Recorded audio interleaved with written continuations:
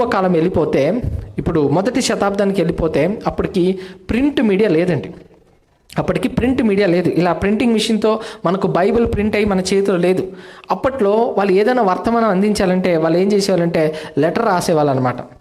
Opposite అయిన పౌలు గారు మీరు చూస్తే ఆయన ఉత్తరం రాశారు. సంఘంతో ఏదైనా మాట్లాడాలంటే, సంఘంతో ఏదైనా పంచుకోవాలంటే వాళ్ళు ఎక్కడో ఉన్నారు కాబట్టి ఏం చేసేవాళ్ళంటే ఉత్తరం రాసి పంపించేవాళ్ళు. ఆ ఉత్తరం కోసం సంఘం అంతా ఎంతో ఎదురు చూసేది. పౌలు గారు ఏదో ఉత్తరం రాశారంట, ఏముందో ఇంత ఇంత పెద్ద ఉత్తరం ఏం రాశాడు అని చెప్పి వాళ్ళందరూ సంతోషంగా ఆనందంగా ఒకరు చదువుతుంటే సంఘం అంతా కూర్చొని పౌలు గారు ఏం రాశారో అని చెప్పి సంఘం అంతా వినేదండి. ఆయన రాసినవన్నీ ఒక ఆయన నిలబడి చదువుతుంటే సంఘం అంతా కూడా ఏం చేసేవాళ్ళు, పౌలు గారు ఏదో ఉత్తరం రాశారని చెప్పి చాలా ఈగర్గా వినేవాళ్ళు. అంటే కొన్ని పత్రికలు రాశాడు, పెద్ద పెద్ద పత్రికలు. ఆ పత్రికలంతా కూడా చాలా పేజెస్తో నిండిపోయి ఉండేది. అదంతా కూడా ఓపిక్గా చదివి అందరూ కూడా వినేవాళ్ళు. ఉదాహరణకు ఎప్పుడైనా మీరు ఒక మాట అడుగుతున్నాను, కొరింథీయులకు రాసిన మొదటి పత్రిక చదివారు ఎప్పుడైనా? ఎన్ని అధ్యాయాలు ఉంటాయి? 16 అధ్యాయాలు ఉంటాయి. ఇప్పుడు 16 అధ్యాయాలు కదా, మీరు జనరల్గా మామూలుగా మీరు ఆలోచిస్తే మనకు ఒక 7 నుంచి 8 పేజీలు ఉంటాయి అనుకుంటా మన బైబిల్లో 16 అధ్యాయాలు. అదే ఒకవేళ పౌలు గారు నిజంగా రాసిన పత్రిక అయితే అది చర్మపు కాగితాలతో కూర్చొని వాళ్ళు రాసేవాళ్ళు. ఎన్ని పేజీలు ఉంటుందో మీకు ఏమైనా ఐడియా ఉందా? బైబిల్ స్కాలర్స్ చెప్పారు సుమారుగా ఒక 100 పేజీల దాంతో బండల్స్ ఆయన రాసుంటారు. పెద్ద పెద్ద అక్షరాలతో ఆయన రాసేవాడు. ఇప్పుడు అంటే మనకు ప్రింట్ అయ్యి చేతికి వచ్చింది. అప్పుడు వాళ్ళు ఒక్కొక్కటి తీసుకొని చదవాలి. ఇప్పుడు ఆ 100 పేజీలు అంత చదవాలంటే ఎంత టైం పడుతుంది? ఉదాహరణకు అనుకుందాం, కొరింథీయులకు రాసిన మొదటి పత్రిక 16 అధ్యాయాలు. ఎప్పుడైనా కరెక్ట్గా కూర్చొని మొత్తం మొదటి 16 అధ్యాయాలు చదివాం మనం, ఎక్కడండి గంట సేపు పడుతుంది, ఎవరు చదువుతారులేండి, అంత ఓపిక లేదు. కావాలంటే ఒక 10 వచనాలు, లేకపోతే మరీ ఎక్కువ అంటే 15 వచనాలు, లేదు ఇంకా చదవాల్సిందంటే ఒక అధ్యాయం కదండి. అది మనం అలా చదువుతాం. కానీ వాళ్ళు గంటల సేపు కూర్చొని అక్కడ ఉత్తరం వస్తే కూర్చొని వినేవాళ్ళు. అలాంటి పరిస్థితి అన్నమాట.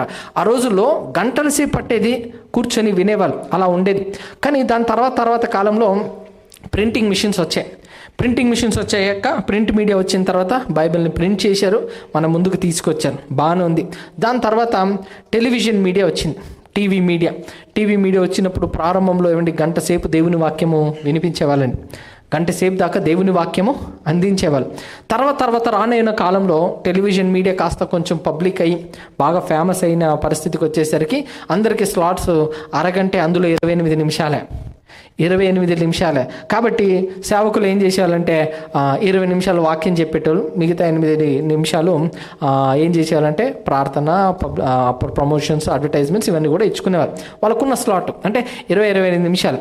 యూట్యూబ్ వచ్చేసరికి ఇప్పుడు ఏమైపోయిందంటే అరగంట కూడా వినే ఓపిక ఎవరికి లేదు. సో నేను పరిచర్య చేస్తున్న టైంలో అరగంట ఎవరు వినరండి, కాబట్టి షార్ట్ మెసేజెస్ చేస్తే మంచిది అని చెప్పి ఎక్కువ సలహాలు ఇచ్చారు. సరే గంట మెసేజ్ ఇద్దాం, అరగంట మెసేజ్ ఇద్దాం, షార్ట్ మెసేజెస్ ఇద్దామని చెప్పి 10 నిమిషాలు చేయడం మొదలుపెట్టాను.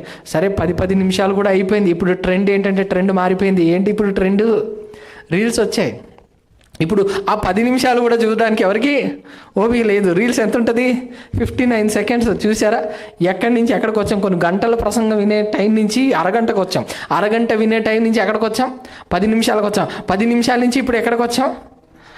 1 మినిట్ అంటే 59 సెకండ్స్. నాకు భవిష్యత్తులో ఏమైపోతామని భయం అవుతుందండి. నాకు భవిష్యత్తులో ఇంకేం 15 సెకండ్స్ వస్తుందేమో, అలాగొచ్చి ప్రభు నామంలో శుభములు అని చెప్పి వెళ్ళిపోయే రోజులు వస్తుందేమో, అంతేనేమో కదా. అంటే ఎలా ట్రెండ్ మారుతూ వచ్చిందో చూడండి. వాక్యానికి విలువ లేని పరిస్థితులు. కానీ దేవుడు ఏమనుకుంటో తెలుసా? సేవకుల నోట ఆయన వాక్యం ఉందంట, ఆ వాక్యము ప్రజల దగ్గరికి వెళ్ళాలని దేవుడు ఆశపడ్డాడు ప్రియులారా.